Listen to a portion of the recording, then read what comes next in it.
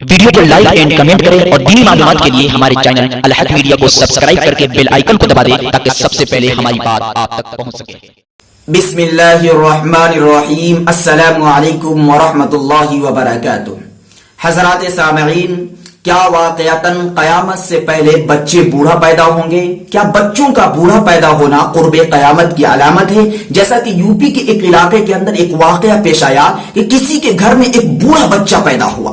اس واقعے کو لے کر لوگوں کے ذہن و دماغ کے اندر ایک کھلبلی مچ گئی، لوگوں کے درمیان ایک خوف دہشت کا ماحول پیدا ہو گیا اور لوگ یہ کہنے پر مجبور ہو گئے کہ آپ علیہ الصلوۃ والسلام کی پیشین گوئی پوری ہو گئی، کیونکہ آپ علیہ الصلوۃ والسلام نے ارشاد فرمایا تھا کہ قیامت سے پہلے بچے بوڑھے پیدا ہوں گے۔ کیا واقعتاً آپ علیہ الصلوۃ والسلام کی ایسی کوئی حدیث ہے؟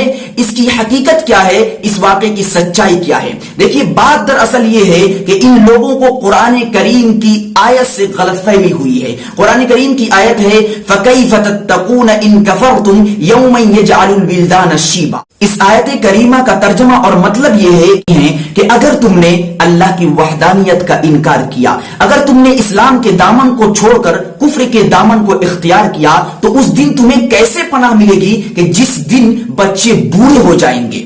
اسی آیت کریمہ سے لوگوں کو غلط فہمی ہوئی ہے، وہ یہ کہ قیامت سے پہلے بچے بوڑھے پیدا ہونے لگیں گے، جبکہ اس آیت کریمہ کی آگے والی آیت اسی آیت کریمہ کی تشریح کر رہی ہے، وہ یوں کہ السماء منفطر بی کان وعدہ مفعولا، کہ یعنی بچے بوڑھے اس دن ہوں گے جس دن آسمان پھٹ جائے گا اور اللہ کا وعدہ تو پورا ہی ہو کر رہے گا۔ اس سے پتہ یہ لگتا ہے کہ یہ واقعہ یعنی بچوں کا بوڑھا پیدا ہونا قیامت سے پہلے کا نہیں ہے، بلکہ جس دن قیامت قائم ہوگی، جس دن آسمان پھٹ جائے گا، اس دن بچے بوڑھے ہو جائیں گے۔ علماء کرام نے، مفسرین نے یہی تشریح کی ہے، اور بعض علماء کرام یہ فرماتے ہیں کہ اس آیت کریمہ سے قیامت کی ہولناکی بیان کرنا مقصود ہے۔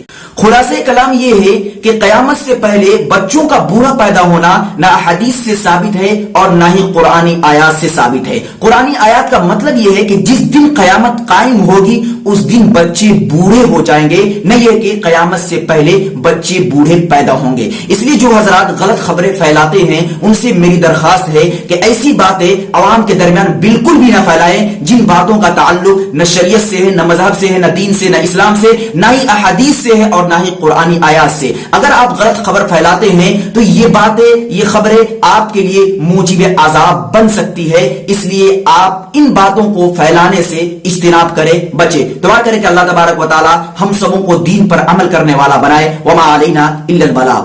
ویڈیو کو لائک اینڈ کمنٹ کریں اور دینی معلومات کے لیے ہمارے چینل الحق میڈیا کو سبسکرائب کر کے بیل آئیکن کو دبا دیں تاکہ سب سے پہلے ہماری بات آپ تک پہنچ سکے۔